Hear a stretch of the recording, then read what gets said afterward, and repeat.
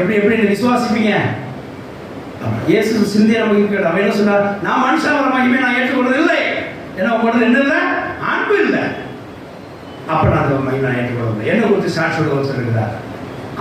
அவர் என்ன செய்வார்? எனக்கு மகிமையை பார்க்குற அவர் என் மகிமையை அவர் வெளிப்படுத்துவார். மனுஷன் மகிமை இல்லை, அதை நான் நம்பிட்டேன் அப்படின்னா தேவ வார்த்தை விட்டுருக்கிறார்னு சொல்லி இயேசு அங்கே என்ன செய்கிறார்? அந்த மனுஷன் மகிமையை புகழ்ச்சியை அங்கே மயங்கி விடாதபடி தன்னை பாராட்டு கொண்டார். தேவ வசனம் சோத்திரம் உண்டாத ஆயனால் வரணும் மனுஷனால் வரும் புகழ்ச்சி மகிமையிலே நீங்கள் அந்த பெருமையை நீங்கள் ஏற்றுக்கொண்டு அதை மயங்கி விடாதீர்கள். அது அவிசுவாசை அர்த்தமாகும். தேவனை எரித்து நிற்கிறதுக்கு ஒரு வாய்ப்பு உண்டாகும், ஒரு சூழ்நிலை உண்டாகும்.